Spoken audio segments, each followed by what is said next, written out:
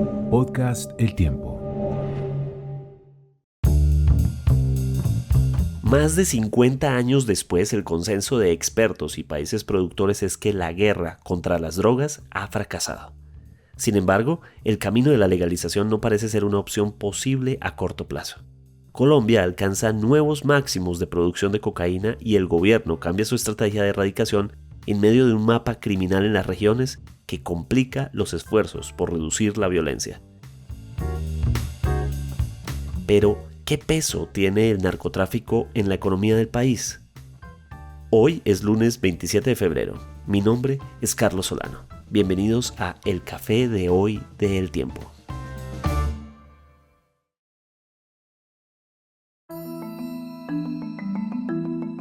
La conclusión parece ser la misma siempre, de cara a la constante búsqueda de la paz en Colombia. Mientras haya narcotráfico, habrá violencia en el país. La ocupación de territorios en los que están las rutas del narcotráfico continúa, mientras la erradicación de cultivos ilícitos disminuyó este enero hasta una cifra de 0 hectáreas.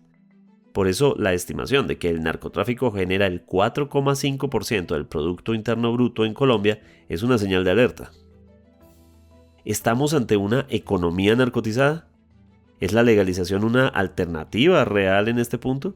El columnista y analista senior Ricardo Ávila, otrora director del diario Portafolio, analizó este escenario. Ricardo, ¿de dónde sale la cifra de que el impacto del narcotráfico en la economía representa el 4,5% del Producto Interno Bruto de Colombia?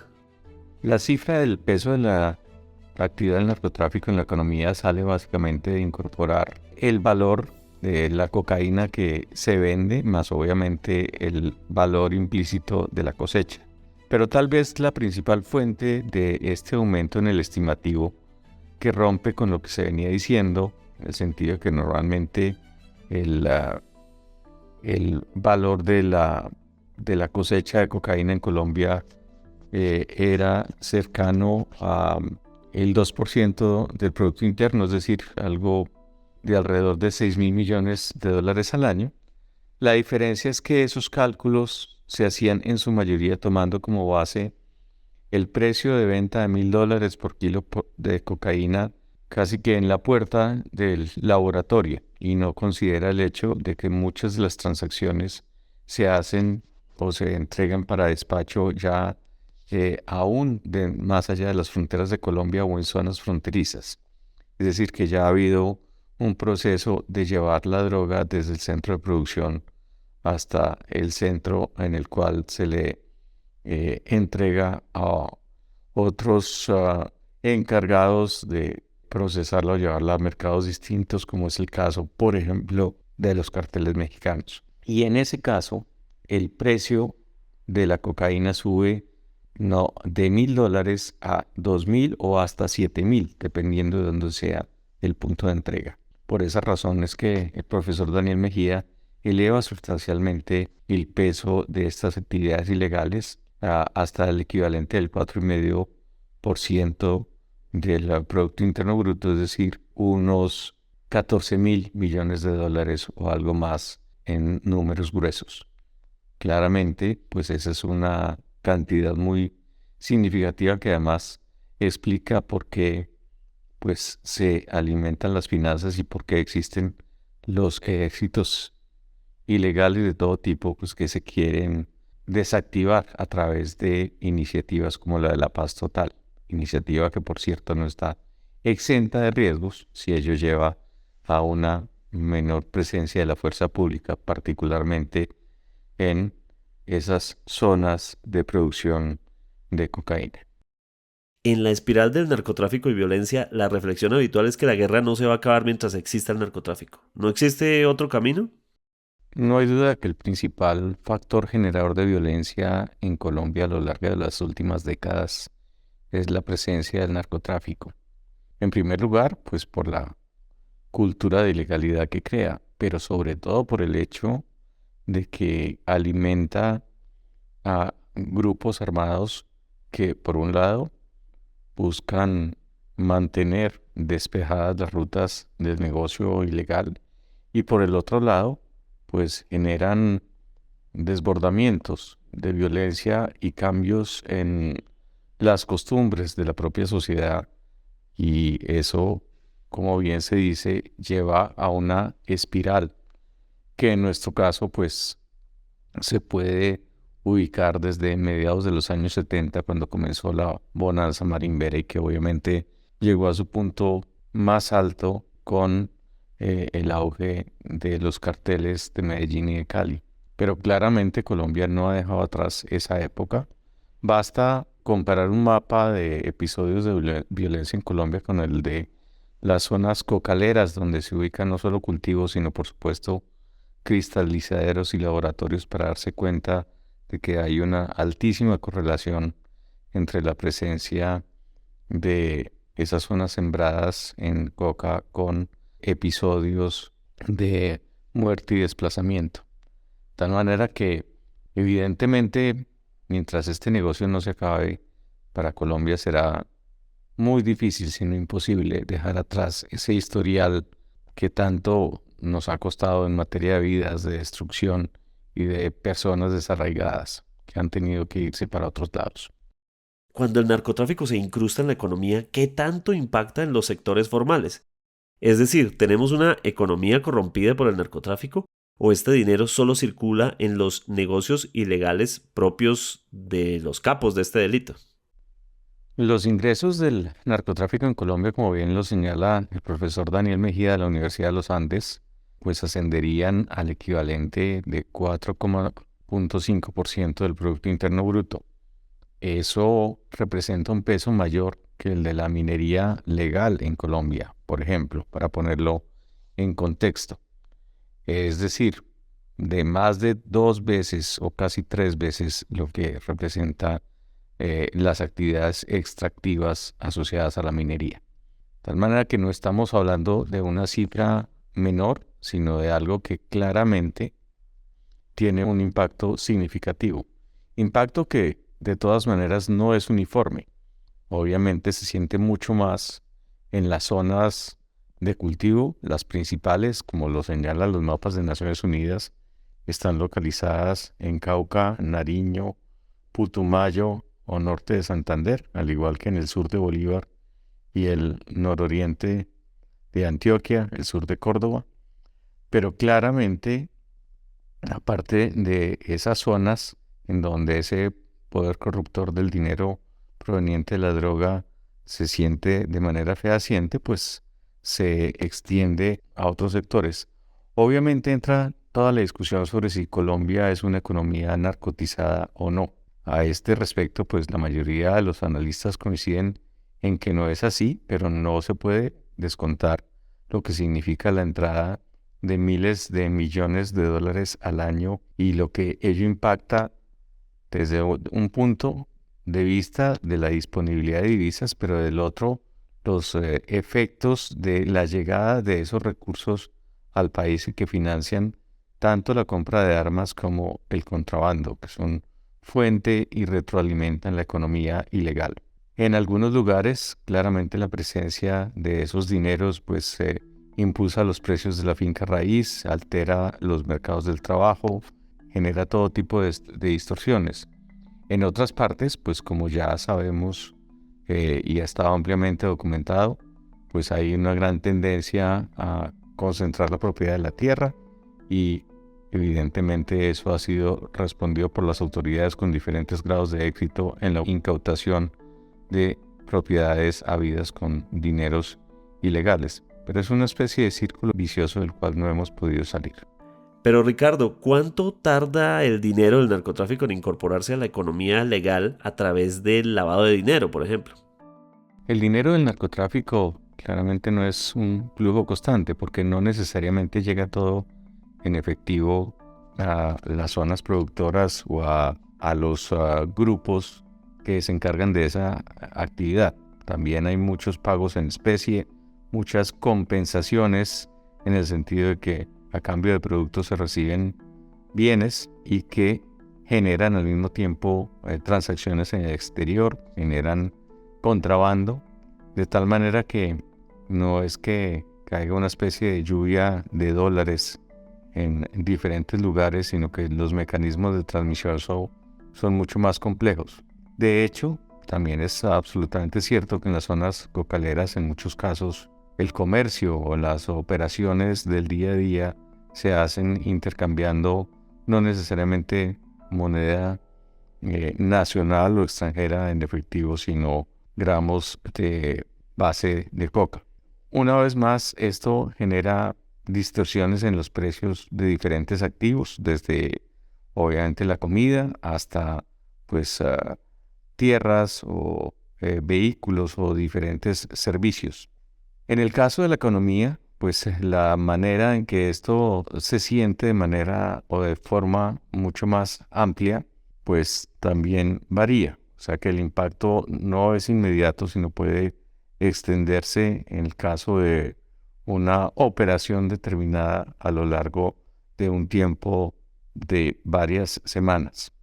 No es un flujo regular de dinero, está asociado obviamente a los ciclos de producción y por supuesto que se ve afectado por las incautaciones que hacen las autoridades. El año 2022, según estadísticas del Ministerio de Defensa, el número o el volumen de incautaciones de cocaína de alta pureza por parte de las fuerzas militares pues llegó a su nivel más alto en la historia. De tal manera que cuando ese poder de interceptar los cargamentos pues resulta efectivo, claramente también afecta la llegada de recursos a las zonas productores a través de quienes hacen la comercialización y despachan la droga para que llegue a otras partes del mundo. Ricardo, ¿cómo influye el aumento de cultivos de uso ilícito en Colombia y que el gobierno haya disminuido considerablemente la erradicación? No, obviamente la capacidad de producción de Colombia pues es función de el área sembrada y de obviamente la productividad por cada hectárea. En el caso del país, todos sabemos y lo muestran las estadísticas disponibles, tanto las de las Naciones Unidas como las que da a conocer el Departamento de Estado de Estados Unidos, la tendencia ha sido al alza. Aún así, el año 2021, que es sobre el cual hay estadísticas más recientes que fueron reportadas en octubre pasado por la ONU, pues superamos las 200.000 hectáreas en cada medición y evidentemente pues la capacidad teórica de producción de Colombia se ubica alrededor de las 1.400 toneladas de cocaína anuales. Ese pues es el número más alto de la historia. Y si por supuesto la tendencia es a que el área cultivada siga aumentando, pues esa capacidad de producción en el caso de Colombia será mayor. En la medida en que se disminuyan los esfuerzos en materia de erradicación, pues habrá un estímulo para incrementar el área sembrada. Pero aquí viene claramente la discusión entre los analistas sobre dónde deberían centrarse los esfuerzos de las autoridades. El profesor Daniel Mejía y otros expertos señalan que lo más importante sería ubicarse en los eslabones más duros de la cadena, es decir, en aquellos que tienen que ver ya con la manufactura de la cocaína y con la comercialización. Todo lo que se puede hacer en materia de interrumpir el flujo de precursores químicos que se usan para la refinación, y esto pasa también por materias primas como el cemento o la gasolina. Al mismo tiempo, las actividades de inteligencia, el uso, por ejemplo, de servicios satelitales y obviamente las operaciones de la fuerza pública, y adicionalmente lo que se haga ya en las zonas costeras o por vía aérea. De tener un cargamento de cocaína procesada, pues a la hora de la verdad genera el mismo efecto de manera mucho más puntual que destruir centenares o quizá miles de hectáreas que son utilizadas para ser transformadas en cocaína. Y obviamente no se golpea el eslabón más débil de la cadena, pues que son los cultivadores, en los cuales hay decenas de miles de familias campesinas que se dedican a esta actividad, pues porque es la que más renta dentro de la dura labor que se hace en el campo. Como usted lo señala, varios expertos y líderes coinciden en que la guerra contra el narcotráfico ha sido un fracaso. millones de dólares invertidos, pero sobre todo miles de vidas sacrificadas. ¿Cómo se ve el panorama de la legalización? ¿Hay algún camino en la práctica? La guerra contra el narcotráfico comenzó originalmente a inicios de los años 70, cuando el entonces presidente de Estados Unidos, Richard Nixon, pues la declaró abiertamente. America's public enemy number one in the United States is drug abuse. In order to fight and defeat this enemy, it is necessary to wage a new all-out offensive. En respuesta, pues al regreso de los soldados estadounidenses que luchaban en Vietnam y que llegaron o que mostraron casos amplios de adicción, particularmente a la heroína. Pero desde entonces, pues frente a una aproximación inicial de tratar esto como un problema de salud, claramente las medidas punitivas han ganado preponderancia. Y evidentemente, diferentes expertos en los más diversos órdenes han señalado pues que esta guerra es un fracaso. ¿Por qué? Porque el narcotráfico sigue existiendo. Hay cerca de 230 millones de consumidores de marihuana en el mundo, algo más de 60 millones de consumidores de opioides, más de 30 millones de consumidores de metanfetaminas y cerca de 21 millones de consumidores de cocaína, entre otras sustancias. De tal manera que desde el punto de vista del consumo, lo que se ha visto es un incremento y al mismo tiempo un aumento equivalente en la producción, con una irrupción muy importante de las llamadas drogas químicas, drogas que se hacen en un laboratorio. Al mismo tiempo, los estados que han aplicado las políticas restrictivas, en particular las democracias, han visto un crecimiento muy grande en la población carcelaria y en el caso de países como Estados Unidos, una afectación muy significativa en las minorías étnicas, en particular entre los afroamericanos, pues cuya proporción dentro de la población carcelaria es mucho más alta que la que tienen dentro de la población total. En ese sentido, pues el mundo ha dado algunos pasos hacia la relajación de ciertas conductas, es decir, que, por ejemplo, pues el consumo personal de ciertas drogas está acertado, pero aún así el panorama de la legalización plena se ve complicado. De hecho, casos como el de Holanda, en donde pues se llegó a tener tal vez la legislación más liberal en este sentido, pues se observó que de todas maneras una parte importante del consumo seguía siendo manejado por bandas criminales. Y la idea, sin duda alguna, encomiable de regular esta actividad y de pasarla o de obligar a todos los eslabones de la cadena a registrarse y a ser objeto de seguimiento por parte del Estado y al mismo tiempo desarrollar una política de salud pública para tratar a los adictos, pues enfrenta dificultades si no se hace de manera conjunta por parte de la mayoría de las naciones. Lamentablemente en este campo hay profundísimas diferencias, casi que insajables, en las que pesan factores no solo geopolíticos sino también culturales. Pero nada, estados tan importantes como China e India se oponen radicalmente a cualquier tipo de esfuerzo de legalización. África tiene también una actitud ambivalente frente al tema y, de hecho, las democracias occidentales encuentran que dentro de sus electorados tampoco hay un consenso respecto a este asunto. Por ese motivo, transcurrir por la senda de la legalización ha sido mucho más tortuoso y mucho más complejo, así se diga con razón que tanto otras adicciones, como es el caso del cigarrillo o del alcohol, matan mucho más que las drogas consideradas ilegales en el día de hoy.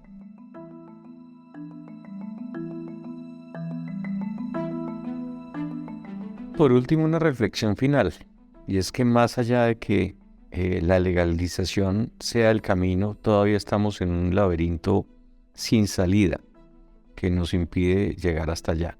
Ningún país, y si lo hiciera sería una enorme equivocación, se puede lanzar de manera unilateral a la plena legalización, no solo del consumo, de todo tipo de drogas, sino de todos los eslabones de producción. Y en el caso concreto de la cocaína, eso tendría que ver con el cultivo, la elaboración y la comercialización interna.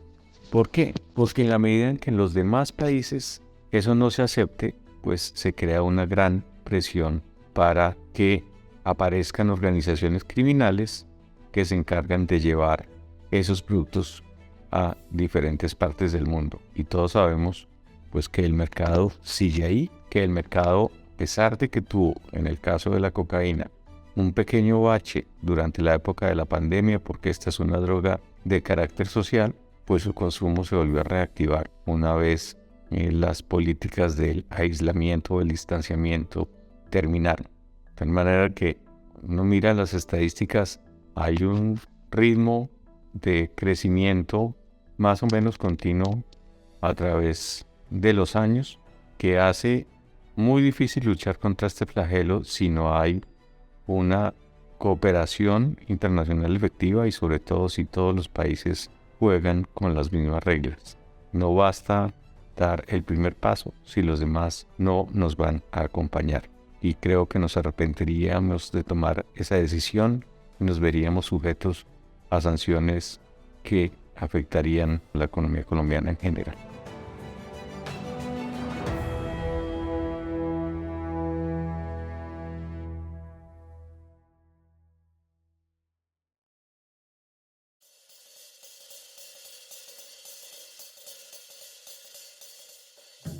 Estos temas están en la agenda de lo que será noticia en Colombia y el mundo esta semana. En política. Este martes se reúne la bancada del Partido Conservador para definir su postura frente a las reformas del presidente Petro. Recordemos que este partido ha apoyado la mayoría de las iniciativas del gobierno, pero recientemente ha habido oposición y diferencias entre sus filas. Efraín Cepeda, presidente del Partido Conservador, le transmitirá en persona la decisión al presidente Petro en un encuentro en la Casa de Nariño este jueves.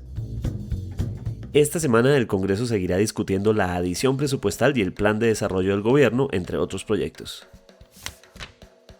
En justicia, este lunes ante la Justicia Especial para la Paz está citado el excomandante del Ejército en retiro, Leonardo Barrero Castillo, por los presuntos nexos con grupos paramilitares que operaron en el Urabá antioqueño y en otras zonas del país, y otros temas de los que él podría tener conocimiento según varios testimonios. En economía. El martes el DANE dará a conocer la cifra de desempleo del mes de enero. Aunque la cifra total de 2022 representó una reducción del 1.6% frente al año anterior, expertos señalan que Colombia podría tener la tasa de desempleo más alta de la región. En noticias internacionales. El primer ministro británico Rishi Sunak y la presidenta de la Comisión Europea Ursula von der Leyen pretenden cerrar este lunes un acuerdo sobre el controvertido protocolo de Irlanda del Norte que debería despejar el camino para la futura relación post-Brexit entre el Reino Unido y la Unión Europea. El enviado especial para el clima de Estados Unidos, John Kerry, será recibido este lunes por autoridades de Brasil en cabeza del presidente Lula da Silva. Se discutirá el inicio de las políticas de combate a la crisis climática entre ambos países.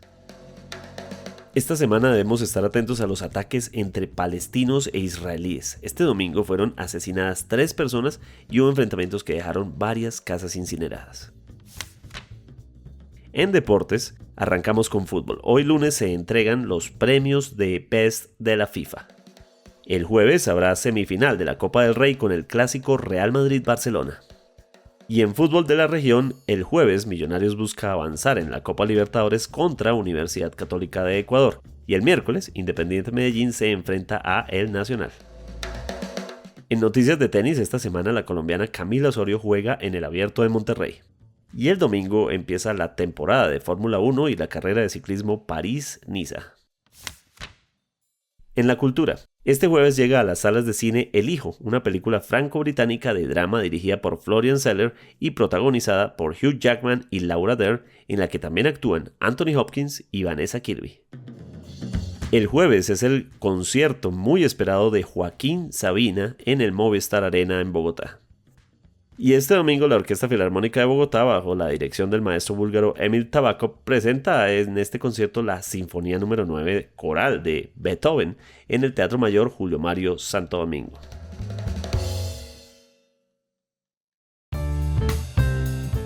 Gracias por acompañarnos a el primer episodio de El Café de hoy. Suscríbase en todas las plataformas de podcast y en el canal de YouTube del Tiempo. Este episodio fue producido por Nicolás Rivera. Mi nombre es Carlos Solano.